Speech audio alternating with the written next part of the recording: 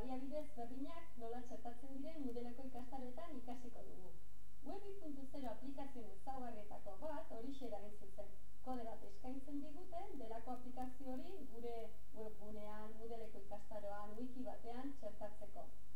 Izan liteke dokumentu bat, aurkezpen bat, burumapa edo mapa kontzeptualak, komikiak, denboralderroak, posterrak, iaia edo zer.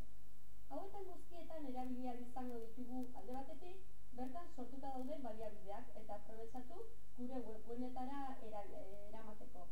Eta bestetik, guk geuk aplikazio ezberdinetan alta eman eta sor ditzakegu gure baliabide propioak. Aplikazio gehienak erabilerrezak eta doainekoak dira, eta denetan ia gauza bera egingo dugu. Adibidez, YouTube ezagunera joaten bagara, bilaketan jarriko dugu bilatu nahi dugun terminoa, eta ondoren hautatzen dugunean txertatu nahi dugun bideoa, zabaldu orria, partekatu eta kapsulatu. Hemen ikusiko dugu kode bat, pertsonaliza daitekena, neurrian, hauxe behartuko dugu, kopiatu, eta joan gaitezke gure Moodleko ikastarora, erantzi horri bat, web horri bat, hemen bideoa, adibidez, bideoa, eta hemen ez genuke hementxe kopiatuko baizik eta HTML hori zabalduko genuke, bertan txertatuko dugu bideoa eta eguneratu.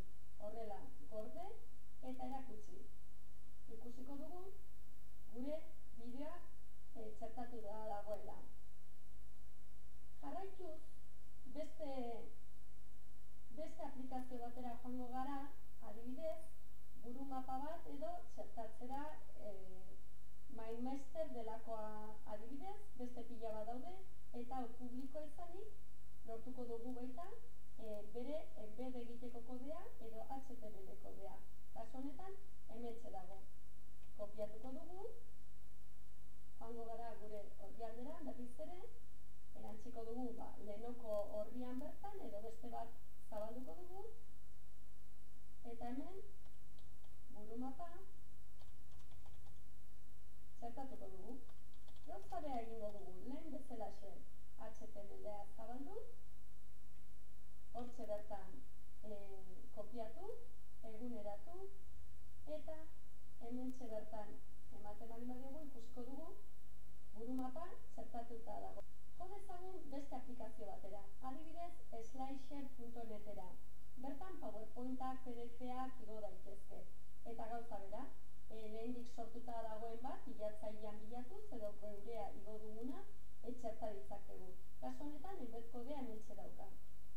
Kopiatuko genuke, gure web horrira joan, ikastaroan, sortu beste web horri bat aurkezpena txertatzeko,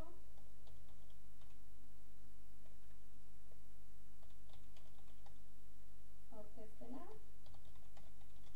eta lehen bezalaxe HTML-ean kopiatuko dugu. Nahi baldin badugu zentratu, eskuz sartzezakegu center etiketa, eta amaieran itxi center etiketa. Horrela, txertatutako baliabidea geratuko da erdian kokatuta. Emango dugu gorderi, eta eskatzen dugunean horria ikusiko dugu hortxe dagoela txertatuta. Beste bat txertatzeko jo dezagun beste egune batera, adibidez Scriptera. Script.comean topa ditzakegu edo igo ditzakegu gure dokumentuak, Word dokumentuak, PDF-ak, OpenOffice eta bat.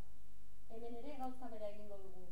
Insertar kodea topatuko dugu, hementxe dago, kopiatu egingo dugu eta gurera eraman. Sortuko dugu beste web horri bat eta kasu honetan Script.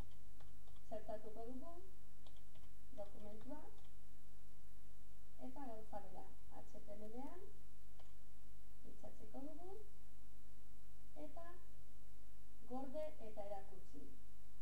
Hementxe ikus dezakegu txertatutako dokumentua.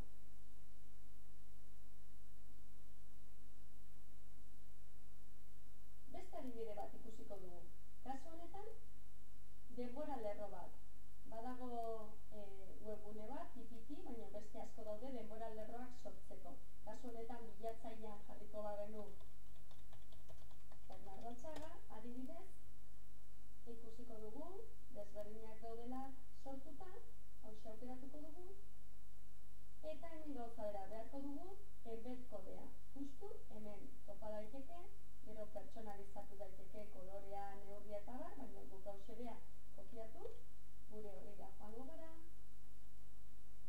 beste horri bat erantziko dugu, nahi izan ezkio aurreko orrialdetako batean edo txerta dezakegu, segidan, baina kasu honetan denbora lerroa txertatuko dugu. HTML-a eta listo. Beste bat txertatu dugu, eskatu eta ikusiko dugu denbora lerroa gure webgunera ekarri dugula. Beste adibide on bat izan liteke bideotutorial bat egin eta txertatu. Gauza bera, lehendik plataforman sortuta dauden bideotutorialak txerta ditzakegu edo guk geureak sortu. Guk hementxe dagoen bat txertatuko dugu eta ikusten dugunez hementxe daukagu eskuinean embed kode. Kopiatuko dugu, hau ere ikusten duzuen bezala pertsonaliza daiteke, guk holaxe utziko dugu eta gauza bera, ikastarora joan, horria sortu eta kasu honetan screener edo bideotutoriala ikasleentzat edo txertatuko dugu. HTML-ean berriz ere zentratu nahiko bagenu, enter etiketa itxi eta gorde eta ikusi eta hortxe daukagu bideotutoriala ondo kokatuta gure ikastaroan. Azken adibidea poster bat izan liteke. Web 2.0 aplikazioak daude ia edozertarako, baina hauxe bea ere posterrak sortzeko, bideoak eta txertatzeko posterrean bertan, eta gero guk poster hori gure ikastaroan txerta dezakegu. Beti bezala, bilatzaile bat egongo da hemen, topatzeko nahi duguna, sortuta dagoen bat, guk kontuan alta eman dezakegu, zerbitzuan eta gure glosterra edo gure posterra sortu.